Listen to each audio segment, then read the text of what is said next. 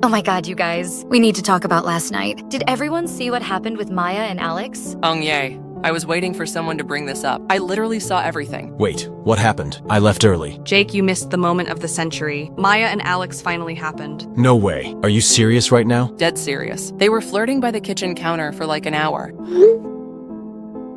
I was pretending to get drinks, but I was totally eavesdropping. Chloe, you're terrible. But also, tell us everything. Hold up. Maya and Alex actually got together? Those two have been dancing around each other for what? 6 months? Try 8 months, dude. I've been keeping track. I saw them leaving together around midnight. They looked pretty cozy. Wink, wink. Cozy is putting it mildly. Alex had his hand on her back, and Maya was giggling at literally everything he said. Maya never giggles. She must really like him. This is wild. I always thought Maya was too good for Alex. She is too good for Alex. This relationship is gonna crash and burn within a month. Oh, don't be such a pessimist. They're actually perfect for each other. They both love horror movies and terrible puns. And they both eat way too much pizza. Speaking of which, did you see how much Alex ate last night? The man demolished like half a pizza by himself. That's not even unusual for Alex, though. Remember his birthday party? He ate an entire cake by himself. An entire cake? How was he even still alive? Fast metabolism, probably. Some people have all the luck. Am I right? Anyway, back to the important stuff. What exactly did you overhear, Chloe? Oh my god, where do I even start? So I'm at the counter getting another drink, and Alex walks up to Maya, who's standing there alone, and he goes,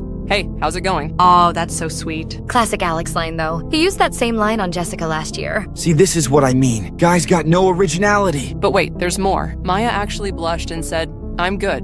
Better now, actually." Then they started talking about some movie. Which movie? Something horror-related, I think. I wasn't really paying attention to that part. Probably that new one with the monsters. Alex has been obsessed with it for weeks. Maya loves monster movies too. See, they are perfect together. Liking the same movies doesn't make people soulmates, Sophia. But it's a start. What else happened? Well, then Maya touched his arm. Like, actually touched it while she was laughing. And Alex got this huge grin on his face. So then I had to move because people were getting suspicious. But I saw them later on the couch together. Maya's head was on his shoulder. Yeah, I saw that too. They looked really comfortable. How long were they like that? At least an hour, maybe longer. And then they left together? Yep, Alex offered to walk her home. Maya said yes immediately. Of course she did. Girl's been waiting for him to make a move forever. Wait, how the hell do you know that? Because I have eyes, Jake. And Maya's been obvious about it for months. She has not been obvious. She's been subtle and classy. Subtle? She literally asked us if we thought Alex was cute like 50 times. And she always found excuses to sit next to him at group dinners. True, and she laughed way too hard at his jokes. His jokes aren't even that funny. Exactly my point. This whole thing is built on false premises. You're being way too cynical, man. Maybe they genuinely connect. I think they do. They have similar interests and values. Plus, they've been friends for years. The best relationships start as friendships anyway. Says who? Says literally every romance movie ever made. Romance movies are fiction, though. Real relationships are messier. Not all of them. My parents were friends first. They've been married 30 years. See, Ryan, not every relationship is doomed to fail. Speaking of which, do we think they'll tell us what happened? Or are we gonna have to guess? Oh, Maya will definitely tell us. She tells us everything. What about Alex, though? Guy's pretty private about his dating life. He'll probably act like nothing happened, then ghost her in a week. Oh, stop being so negative.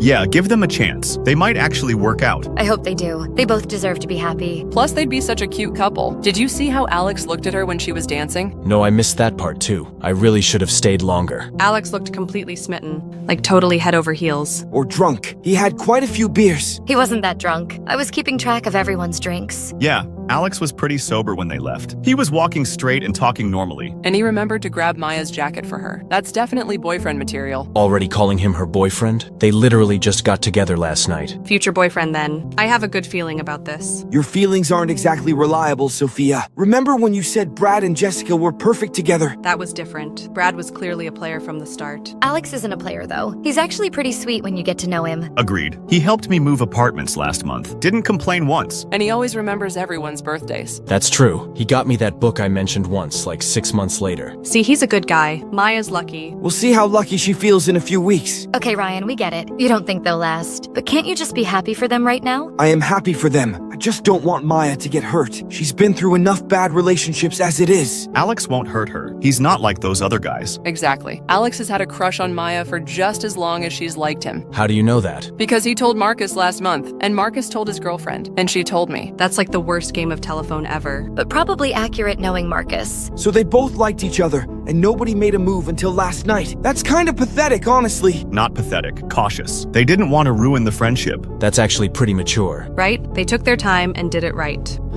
Attention, please listen to the following alert. This is a matter of national security. You should immediately hide within your home. Something anomalous is in your immediate area, and it seeks to harm you. There is no time to run, and you cannot fight it.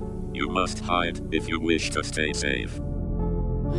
What the hell was that? Did everyone else just get that alert? Yes, and oh my god, what kind of emergency alert was that? That wasn't like any emergency broadcast I've ever seen. Hide now? Hide from what exactly? Something anomalous, apparently. Whatever that means. This has to be some kind of mistake, right? That didn't look like an accident to me, dude. That looked official as hell. But what does anomalous even mean in this context? Like a weather anomaly? I don't think they meant weather. Did you see those figures? One was running and one had a gun. Yeah, and it said there's no time to run or fight. Just hide. This is probably some government test. They do weird emergency broadcast tests all the time. But why would they test something that specific? And that creepy? Oh, come on, guys. What could possibly be in our area that we need to hide from? I don't know, but I'm looking out my window right now. Everything looks normal. Same here. Just the usual Tuesday afternoon. See, it's probably nothing. Just some technical glitch or training exercise. But it came through on the emergency broadcast system. Those are pretty secure, aren't they? That's what I'm worried about. Maybe we should call someone, like the police or city hall? No point. They probably got it too. Everyone in the area must have received it. If it's real, then yeah. But I still think it's some kind of mistake. The video quality was pretty professional, though. Didn't look like a mistake to me. This is so out of pocket. We were literally just gossiping about Maya and Alex. Now we're talking about hiding from some mysterious threat. So what do we do? Just go hide and wait like the alert said? I mean, if it's real, then I guess so, yeah? If it's not real, then we just waste a few hours is all. Seems like reasonable odds to me. So we're really doing this? Hell nah. I'm going to continue my day normally. Don't be so stubborn. Just stay inside for a few hours. Fine, fine. But only because you guys are worried, not because I believe this nonsense. Thank you. I feel better knowing we're all being safe.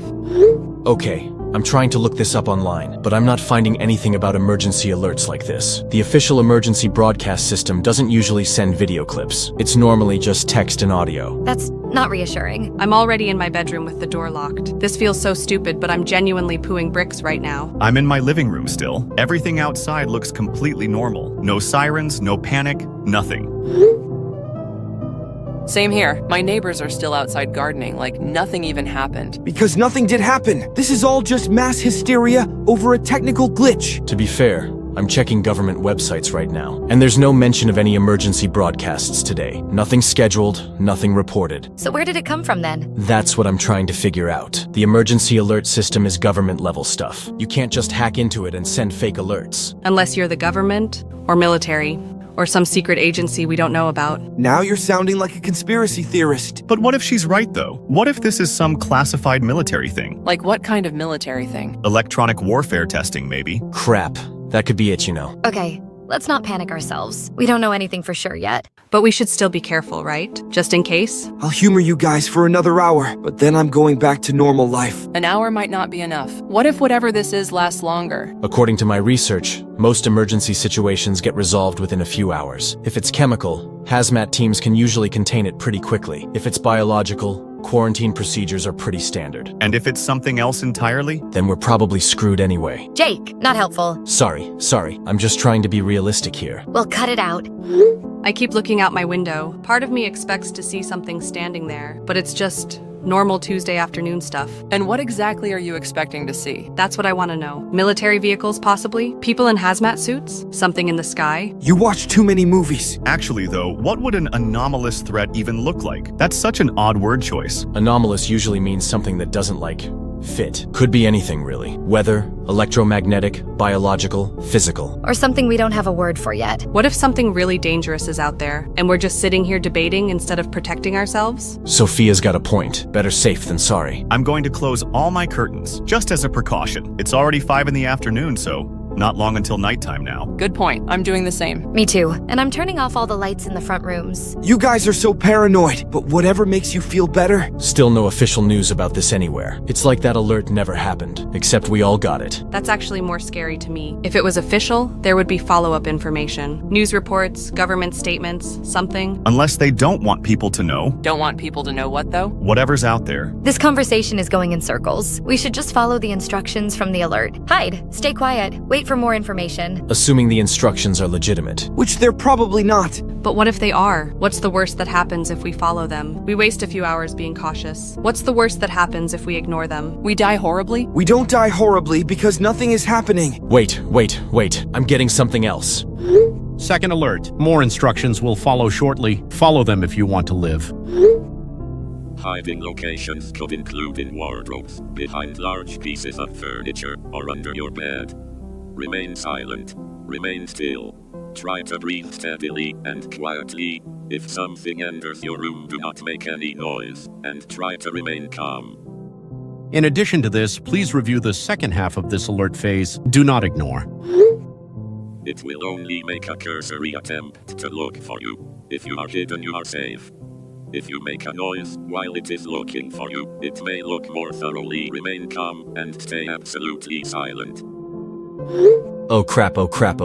Did everyone just get those? 2 more alerts back to back. So much for this being a mistake. Wardrobes, under beds, behind furniture. It gave us specific hiding spots. And told us to stay absolutely silent. If something enters our rooms, we can't make any noise at all. Okay, that's actually pretty detailed for a fake alert. The third one said the entity will look for us, but only briefly if we're hidden, unless we make noise. Then it searches more thoroughly. What kind of entity are they even on about? I don't want to find out. I'm going to hide right now. Same. This is way too specific to be fake. The way it described staying silent and still, like it knows exactly how this thing hunts. It's hunting people? That's what it sounds like. And if we make noise, it gets more aggressive. We need to take this seriously now, all of us. Fine, you've convinced me. This is too elaborate to be a prank or mistake. Thank God you're finally listening. So what's the plan? We all just hide in our houses? I'm going to grab some supplies first. Water, snacks, my phone charger, in case this lasts a while. Good thinking. I'm getting my baseball bat too, just in case. Wait, that's smart. We should all grab weapons. Kitchen knives, sports equipment, whatever. But the alert said not to fight. It said there's no time to run or fight. Yeah, but better to have weapons and not need them than need them and not have them. I've got a crowbar in my garage and a hammer. I don't have anything good, just kitchen knives.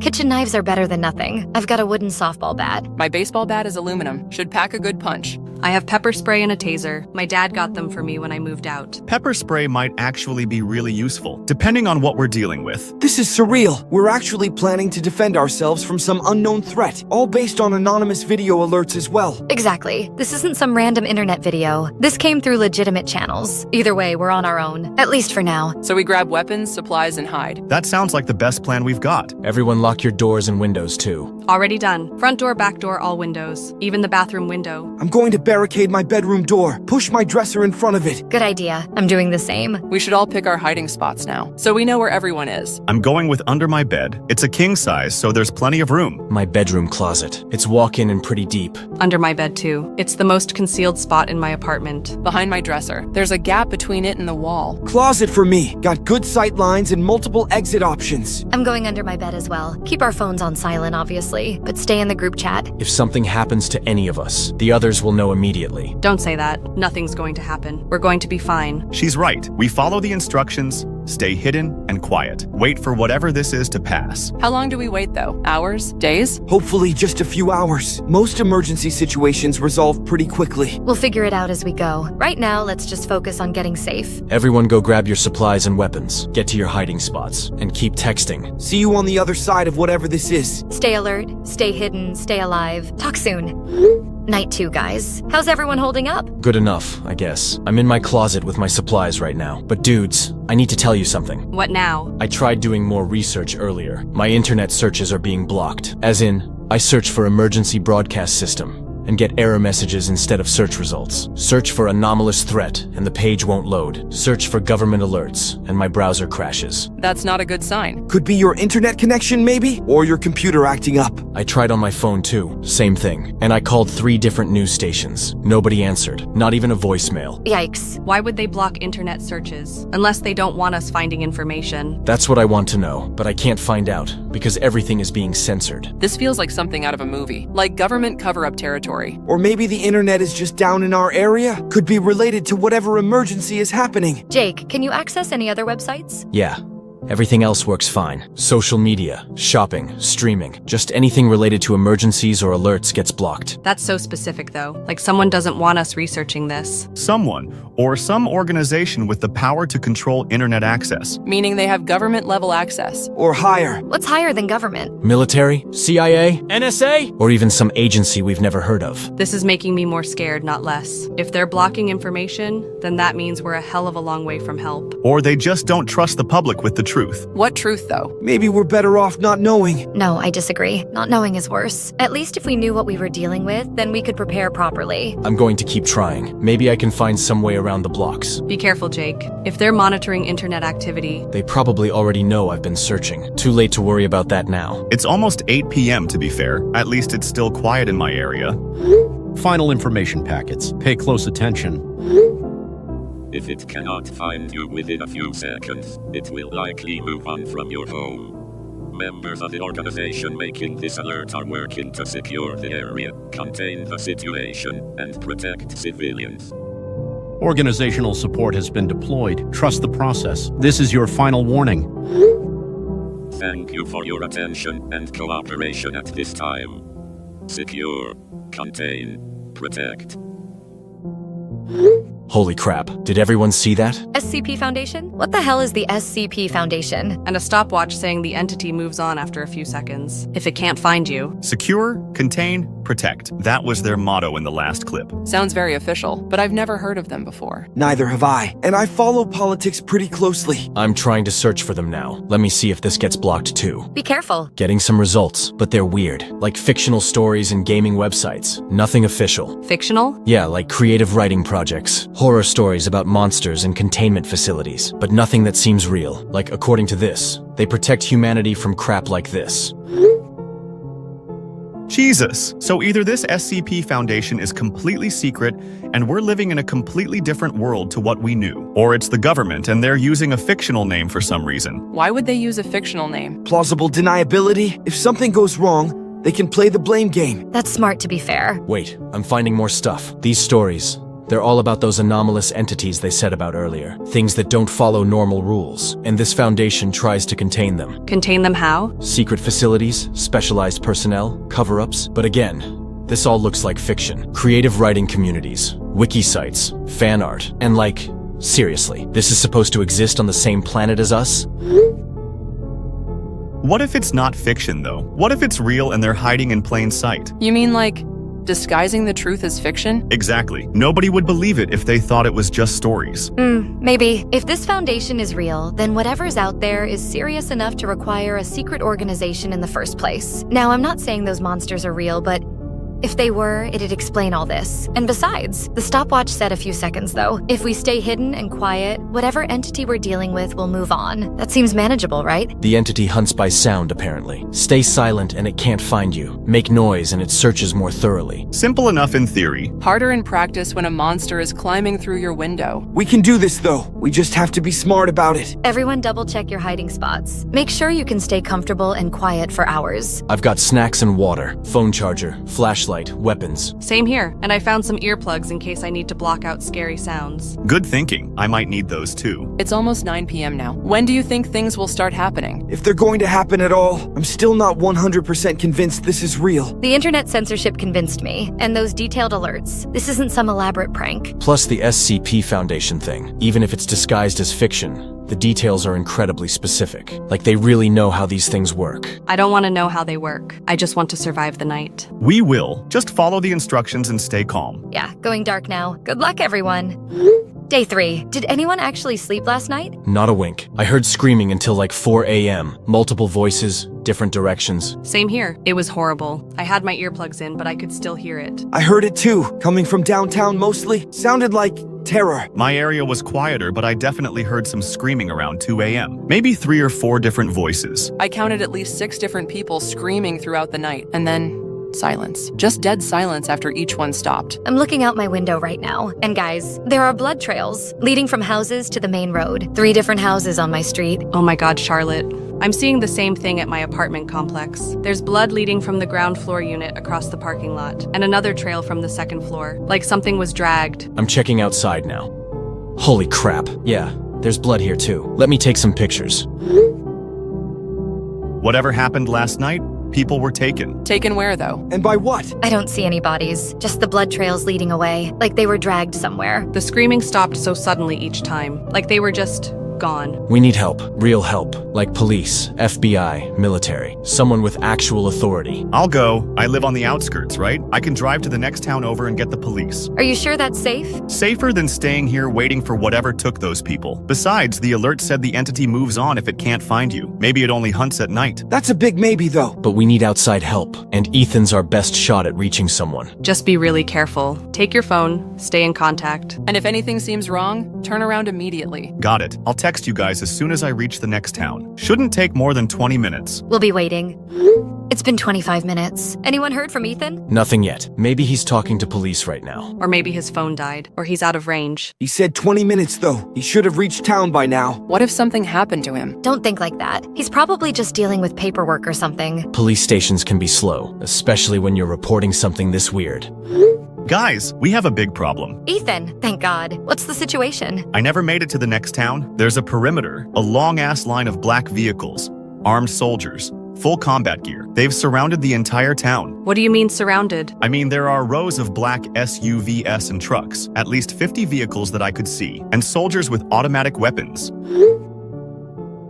They're not letting anyone leave. Did you talk to them? I tried. I explained what was happening here. The blood trails, the screaming, the alerts. They said no one is permitted to leave under any circumstances. Any circumstances? Even for emergencies? Especially for emergencies. And then they slashed my tires. They what? Slashed all 4 tires on my car and physically pushed me back toward town. Told me to go home and stay inside. Jesus Christ. What kind of authority do they have to do that? I don't know, but they were serious about it. These weren't local police. These were federal-level operators. Maybe military, maybe something else. So we're trapped? Completely trapped? Looks that way. I had to walk back home. Took me over an hour. Who even are they? What organization has this kind of authority? Remember the SCP Foundation logo? Secure, contain, protect? You think that's who this is? Makes sense. They contain anomalous threats. We're in a containment zone. But they're supposed to protect civilians. That's what the alert said. Yeah, well, the civilians who got dragged away last night don't seem very protected. Maybe protection means something different to them, like containing the threat is more important than saving individuals. That's horrifying. We're expendable to them. As long as the entity doesn't escape our town, they don't care what happens to us. So what do? Just wait here to be picked off one by one? I'm not sure yet, honestly, but those soldiers made it clear. Nobody leaves, period. Did they say anything else? Any timeline for when this ends? Nothing. They wouldn't even confirm what they're containing, just that the perimeter stays in place until further notice. Further notice from who? That's what I asked. They didn't answer. This is bigger than just our town then. This is a full government operation. Or beyond government, like that SCP Foundation stuff. Secret organizations with unlimited authority. Either way, we're on our own. Just like last night, except now we know for sure that help isn't coming. And people are definitely being taken. Those blood trails prove it. The question is,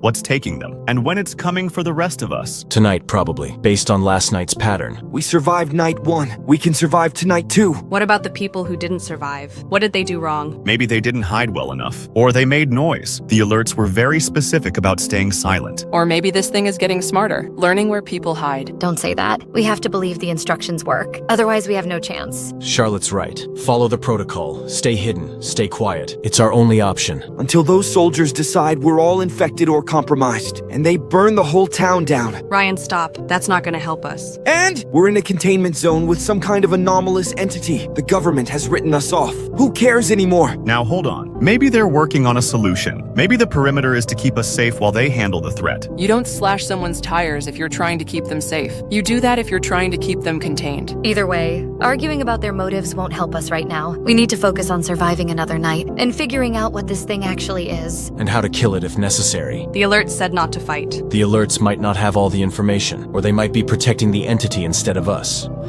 6. Damn. Days. I'm not sure how much longer I can take this, guys. No kidding. I heard something walking around my house around 3 a.m. Heavy footsteps, like really heavy, and it kept stopping at my windows. Same here, but I heard clicking sounds too, like clicking noises outside my door, for almost 2 hours straight. Clicking? Yeah, I don't know how to describe it. Like someone tapping their fingernails on wood, but faster and more rhythmic. I saw shadows last night. Really tall shadows moving past my windows. I think we're getting closer and closer to being those things' next targets. That's what I'm thinking. Every night it's getting more active around here, and those things seem to be growing more and more aggressive. I counted 17 houses on my street with blood trails now. 17? My neighbor's window is completely shattered too, and there's blood on the glass shards. How many people do you think are left in the whole town? Can't be that many. I haven't seen anyone outside during the day for 3 days now. Because they're all too scared, or they're dead. Don't say that. It's true, though. We can't keep this up forever. Eventually, it's going to find us. Or we're going to make a mistake. We just have to be smarter than it. Follow the protocols exactly. The protocols aren't working for everyone else. People are still being taken every night. Maybe they're not following the instructions properly. Or maybe the instructions are designed to fail. Maybe this whole thing is some kind of experiment. What do you mean? Think about it. Secret organization, contained area, systematic hunting. What if they're testing this thing's capabilities? Using us as test subjects? It's possible. They could be studying how it hunts, how it finds people, and we're the guinea pigs. That's disgusting. But it would explain why they won't let anyone leave. We need to get out of here before they begin tying up loose ends. I'm still trying to build that radio. Maybe I can contact someone outside the perimeter. Any luck? Not yet. I'm using parts from old electronics, but I can't get a strong enough signal. I just keep getting static or nothing at all. What about those soldiers? The ones at the perimeter? They made it pretty clear last time. Nobody leaves under any circumstances. But what if we coordinated? All of us try to break through at different points simultaneously? They just shoot us. They have automatic weapons. Remember? Maybe not if we approach during the day, when visibility is good. They might be less likely to use lethal force. Or more likely. Depends on their orders. What if we create a distraction? Draw their attention to one area while someone else escapes? That could work, but whoever creates the distraction, they'd probably be captured or killed. I'll do it. I'm serious. If it means the rest of you can escape and get help. Absolutely not. We all get out or none of us do. That's noble but impractical. There has to be another way. What about the sewers? Underground tunnels? That could be worth checking out, to be fair, though they might have thought of that too. Or we could wait until they rotate shifts. Military operations usually have shift changes, right? That might be our window. How do we find out their schedule? Someone would have to watch them for days. I could do that. I'm closest to the perimeter. Too risky. If they catch you spying on them. What about at night, when these creatures are active? Maybe it will attack the soldiers too. And we could escape during the chaos. That's actually brilliant. Assuming the creature goes after them and not us. It hunts by sound, right? So if we make noise to attract it toward the perimeter, We'd be putting ourselves in danger. We're already in danger. At least this way we have some control. What kind of noise? Car alarms, sirens, anything loud. Multiple sources from different directions. Draw it toward the soldiers while we escape the opposite way. that could actually work. But we'd have to coordinate perfectly, and we'd only get one shot at it. When? Tonight? We need more planning. Figure out exact timing, escape routes, contingencies. What if something goes wrong? What if the creature comes after us instead? Then at least we tried. Better than waiting here to die. Jake's right. Every night we stay here, more people disappear. Eventually, our luck will run out. Okay, let's make a plan. Real detailed, step by step. Yes, please. I can't take much more of this. We'll need to map out the perimeter, find the weakest points. And figure out how to create maximum noise at the right time. Without getting ourselves killed in the process. I'll scout the perimeter again today. See if I can spot any patterns in their patrols. Be careful. If they see you watching them, I'll stay hidden, just like we've been doing with the creature. Speaking of which, what if this plan backfires? What if we just make everything worse? How could it be worse? We're trapped in a death trap. Either we escape,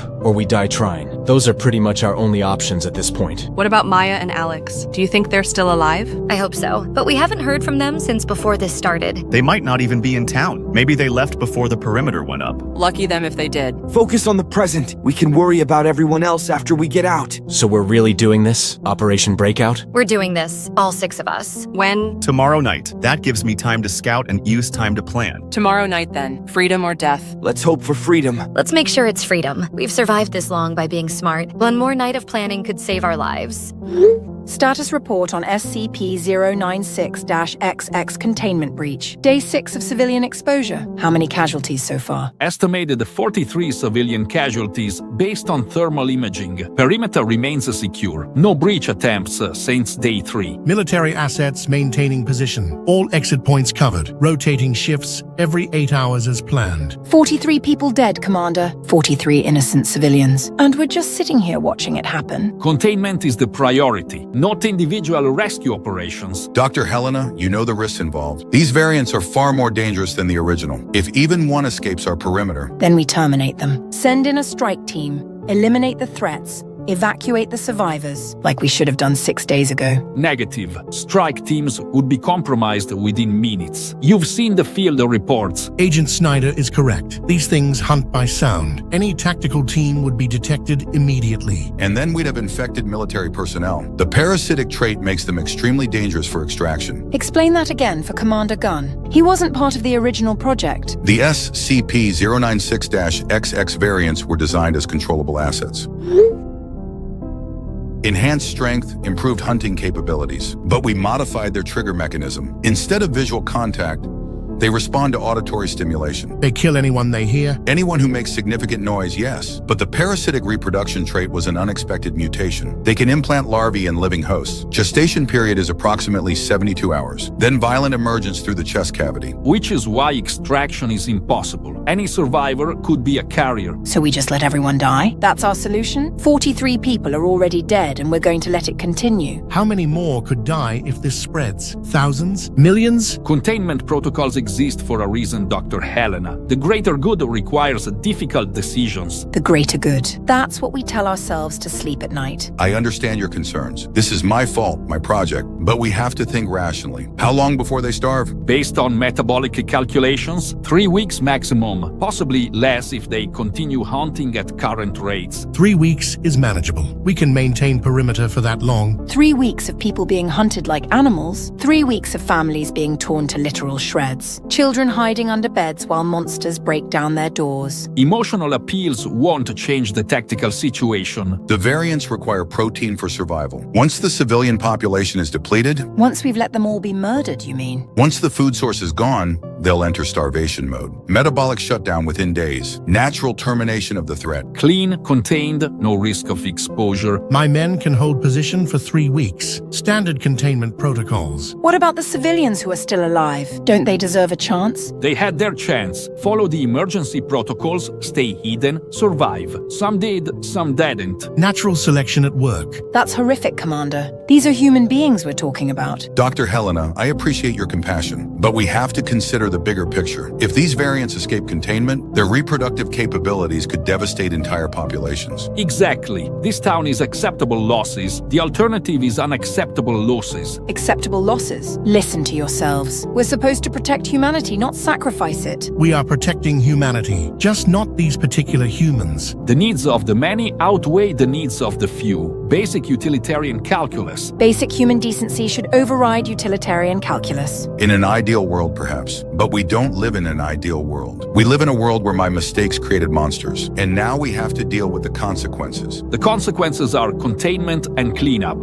Nothing more, nothing less. What about the perimeter reports? Any attempted breaches? One civilian approached on day 3. Young male, early 20s, requested passage to contact authorities. What was the response? Standard deterrent protocols, disabled his vehicle, sent him back to town. He complied without further incident. You slashed his tires and threatened him. Effective containment requires clear boundaries. It requires treating people like prisoners. They are prisoners, unwilling participants in a containment scenario. Their preferences are irrelevant. How many variants are still active? Thermal imaging suggests 3 distinct entities, all maintaining hunting patterns within the perimeter. No movement toward perimeter boundaries. They seem focused on the civilian population. Because that's what we designed them to do. Hunt humans efficiently. The audio-based triggering was meant to be more controllable. We thought we could direct their hunting behavior. The theory was sound. The execution had flaws. The parasitic trait was completely unexpected. It wasn't in any of the preliminary modifications. Evolutionary adaptation? Possibly. Or a latent trait that activated under stress. Either way, it makes them exponentially more dangerous. Which validates our containment approach. What about amnestic protocols afterward? For any survivors?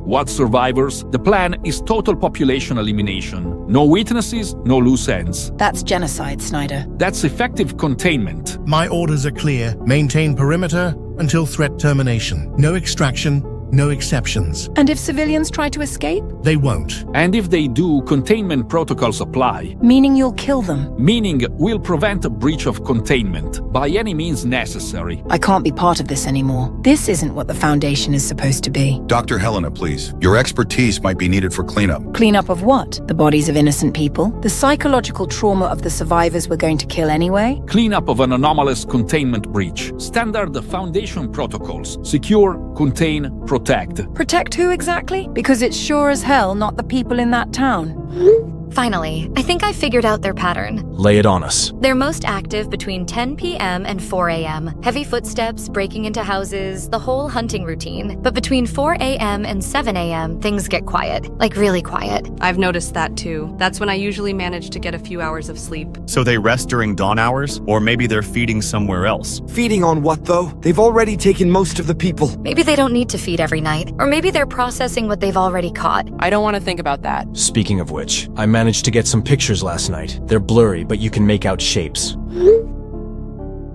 Jesus Christ. That thing is huge. How tall would you say? 7 feet, maybe 8, and thin, like unnaturally thin. The arms look too long. And those aren't normal hands. Look at the fingers. I can barely make it out, but yeah, those fingers are way too long. I got another one from a different angle.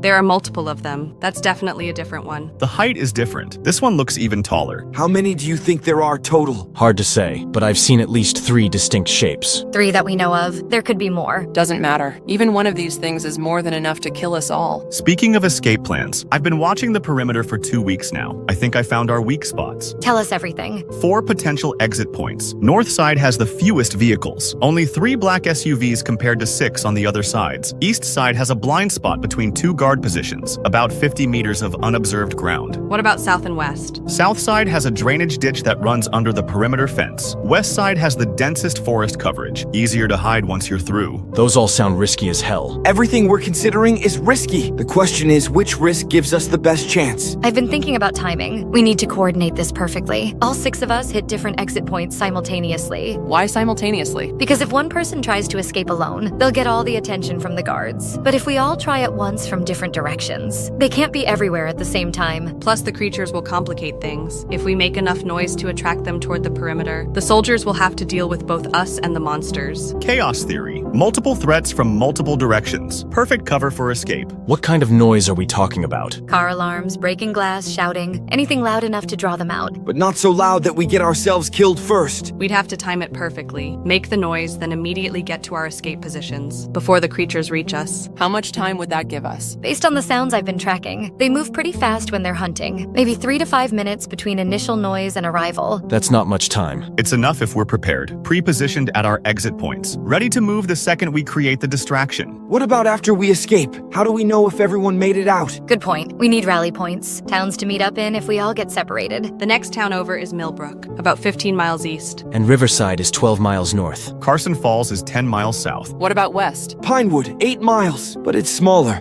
Might not have what we need. Okay.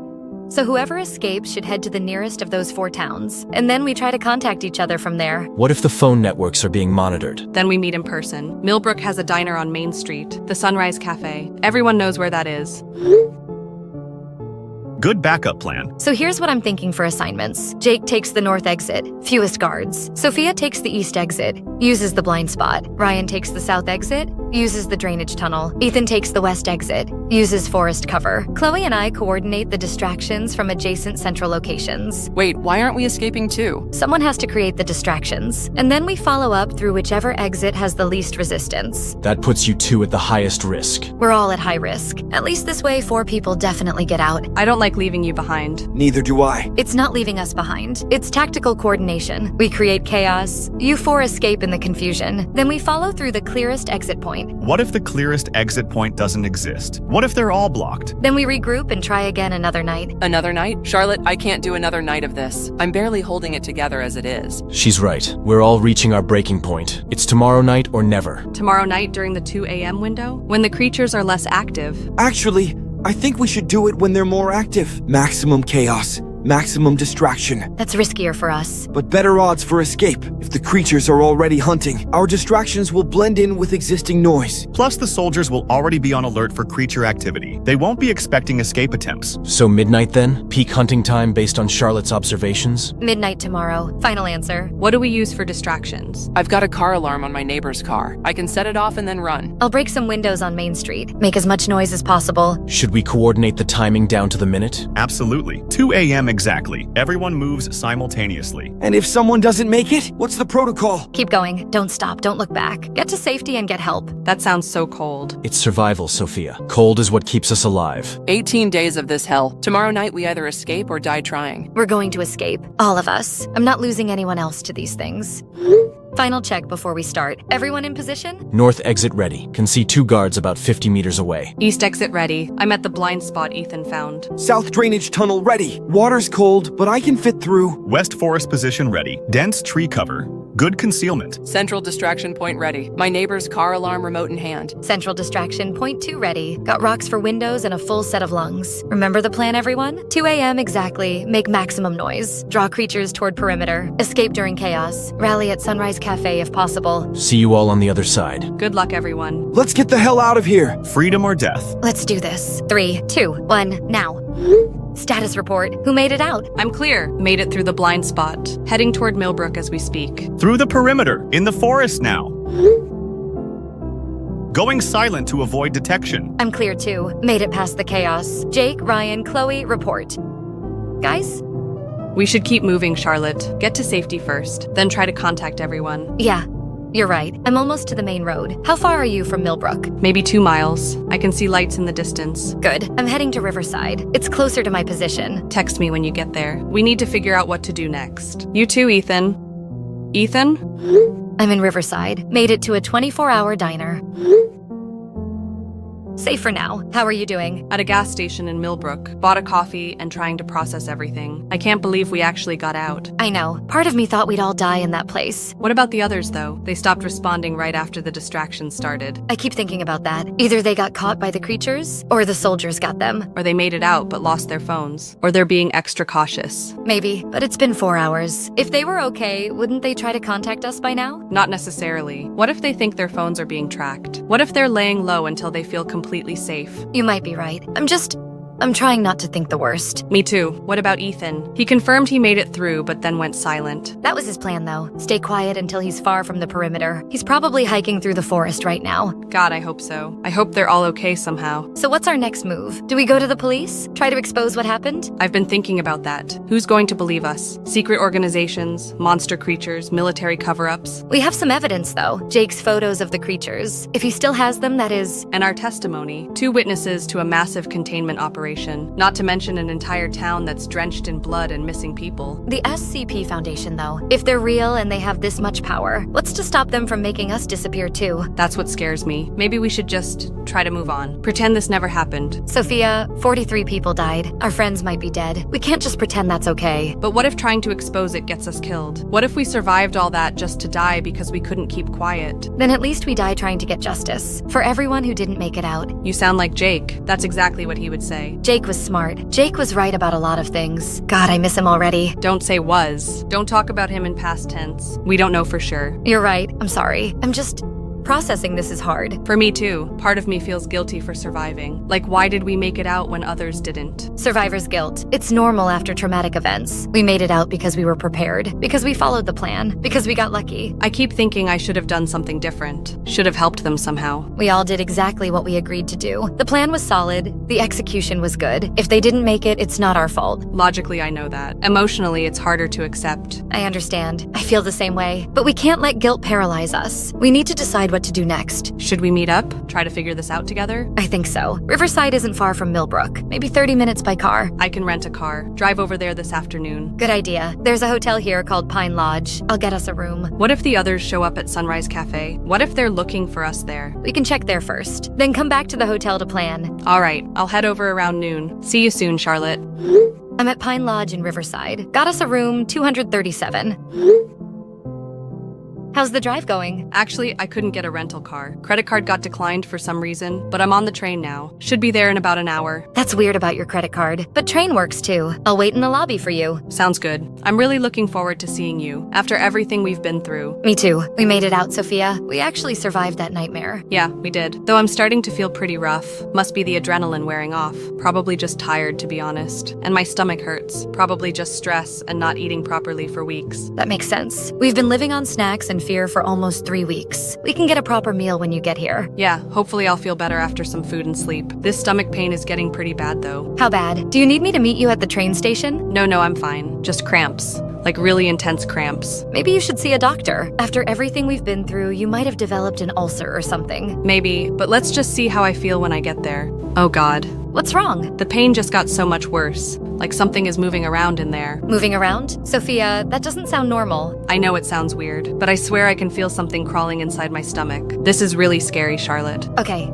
You need to get off the train at the next stop. Go directly to a hospital. Don't come to the hotel. I can't afford a hospital visit. And what would I tell them? That I feel like something is crawling around inside me? Tell them you're having severe abdominal pain. That's enough for them to examine you. The pain is moving up now, into my chest. Charlotte, I'm really scared. Sophia, listen to me. Get off that train right now. Find the nearest emergency room. This could be serious. The train doesn't stop for another 20 minutes. And the pain... Oh God, the pain. It feels like something is trying to get out. Get out? What do you mean, get out? I can feel it pressing against my ribs, like it's trying to break through. Charlotte, what if they did something to me back there? What kind of something? Sophia, you're scaring me. The Foundation documents Jake found. Remember what they said about parasites? About things growing inside people? Oh my God. Sophia, you need medical attention now. Pull the emergency brake if you have to. I can't breathe properly. There's pressure on my lungs, and I can see something moving under my skin. Something moving under your skin? Sophia, call 911 right now. I'm trying, but my hands are shaking so bad. The other passengers are staring at me. I think I'm making noise without realizing it. What kind of noise? Whimpering, maybe screaming a little. I can't help it. The pain is unbearable. Sophia? Sophia?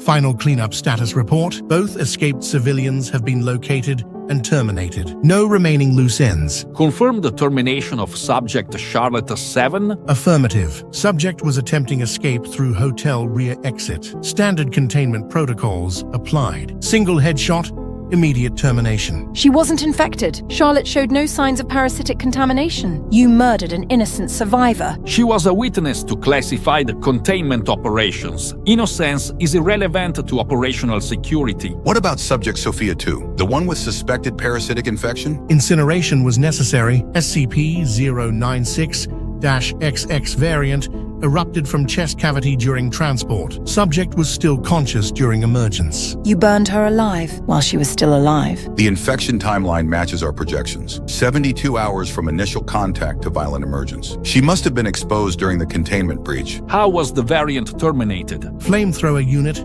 standard protocol. Both host and parasite eliminated simultaneously. No risk of secondary infection. This is genocide. We're supposed to protect people, not execute them. We are protecting people. 7 billion people who will never know this threat existed. Dr. Helena, I understand your moral concerns, but the alternative was global contamination. These variants could have spread exponentially. Could have. We don't know that for certain. Charlotte was clean. She could have been debriefed and released with amnesiacs. Too risky. Amnesiac treatments aren't 100% reliable. Complete elimination ensures complete security. Final perimeter statistics. 0 successful civilian escapes. Total population elimination confirmed. No witnesses, no survivors, no loose ends. How many people total? 147 confirmed civilian deaths, including the 2 escapees terminated today. Acceptable losses for threat containment. Acceptable losses. 147 human beings. Families, children, elderly people. All dead because of our failure. Because of my failure. The SCP-096-XX project was my responsibility. These deaths are on my conscience. Guilt is irrelevant. Results are what matter. Threat contained, breach sealed, security maintained. How much longer until the variants starve?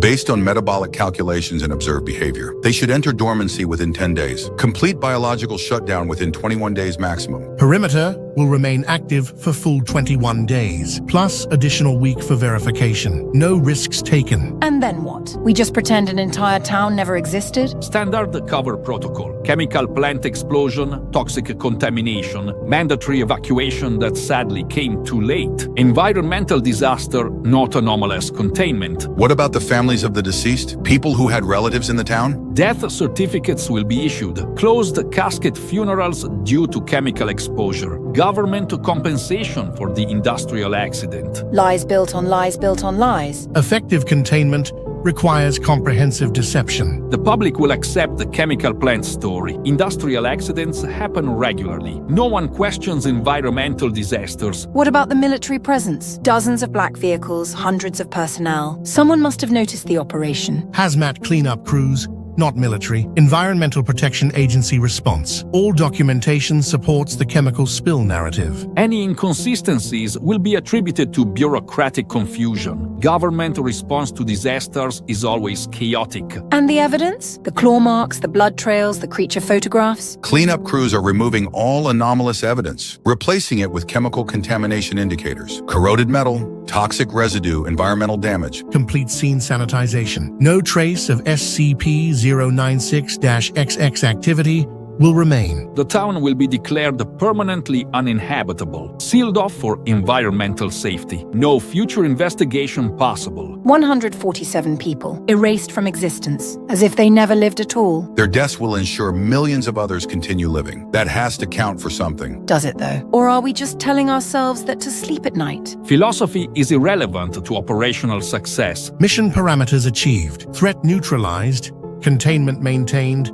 Security preserved. Textbook Foundation protocols. I'm submitting my resignation. Effective immediately. I can't be part of this organization anymore. Resignation noted and classified. All records of SCP-096-XX project sealed permanently. Your objections will be filed and forgotten. Just like those people. Filed and forgotten. Dr. Helena, for what it's worth, you were right to object. Someone should have. But it didn't change anything. It never changes anything. We just keep making the same choices over and over. The right choices, the necessary choices. Secure, contain, protect. All personnel prepare for site evacuation. Cleanup phase commencing in 72 hours. Standard decontamination protocols. What happens to the variant's remains? After they starve? Incineration and disposal. No biological samples retained. No future research potential. The SCP-096-XX project is permanently terminated. All related research classified at the highest levels. At least something good came from this. Dr. Helena? No more variants. No more experiments. No more innocent people dying for our mistakes. Until the next anomalous threat requires a containment, then we'll do what's necessary again, as we always do. SCP Foundation protocol complete. Area secured. Situation contained. Civilians protected. Mission accomplished.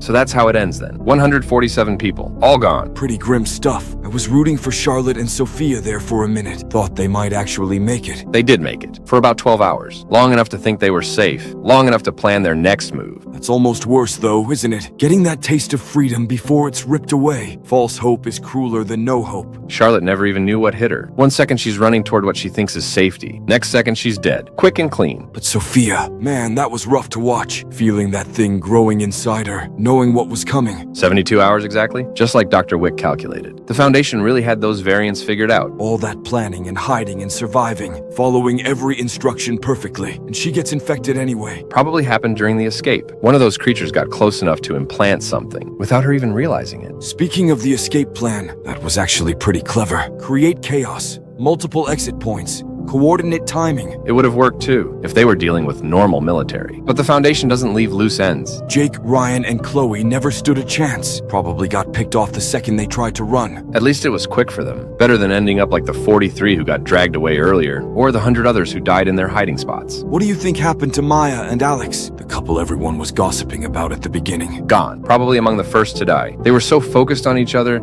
they might not have taken the alerts seriously. Romantic to the end, in the worst possible way. The Foundation agents, though, that was interesting to watch, seeing how they justified everything to themselves. Agent Snyder was stone cold, not an ounce of guilt or hesitation, just pure operational efficiency. Commander Gunn was the same way. Military mindset, follow orders, complete mission. Individual lives don't factor into the equation. But Dr. Helena tried. She fought for those people every step of the way, even knowing it wouldn't change anything. Someone had to object. Someone had to care, even if it was meaningless in the end. And Dr. Wick, living with the knowledge that his experiment killed everyone, that's got to eat at you. Especially since the variants weren't even what he intended. Audio triggers instead of visual parasitic reproduction. His controllable assets became uncontrollable nightmares. The road to hell and all that, good intentions. Terrible outcomes. What gets me is the cover-up. Chemical plant explosion, environmental disaster, 147 people reduced to paperwork. And the world moves on, never knowing how close it came to something much worse. Do you think they were right, though, about the global contamination risk? If those variants had escaped the perimeter? Hard to say, but audio triggered hunters with parasitic reproduction that could spread pretty fast in populated areas. One infected person gets on a plane, lands in New York or London. 72 hours later, you've got variants loose in major cities. Still doesn't make it right what they did to those people. No, it doesn't. But it makes it understandable, in a cold, calculating way. The trolley problem at scale. Kill 147 to save millions. Except the people making the decision never had to look those 147 in the eye. Easy to sacrifice strangers for the greater good. Charlotte and Sophia, though. They had names, personalities, hopes. We watched them struggle and fight and survive. And die anyway. Because in the Foundation's world,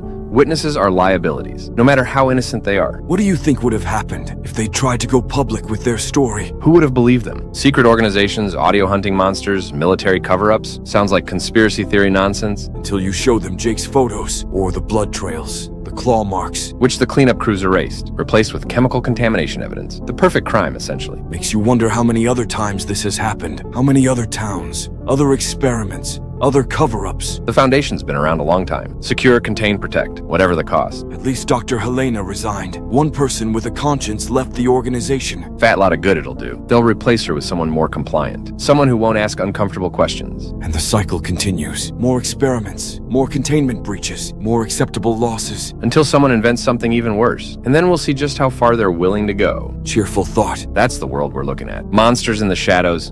Guardians who might be worse than the monsters, and ordinary people caught in between. Like Charlotte and her friends, just trying to survive long enough to see tomorrow. Some did for a while. Others didn't even get that chance. Makes you appreciate the simple things, like gossiping about your friends' love lives. Instead of hiding under your bed from audio hunting nightmares. Yeah, definitely puts things in perspective.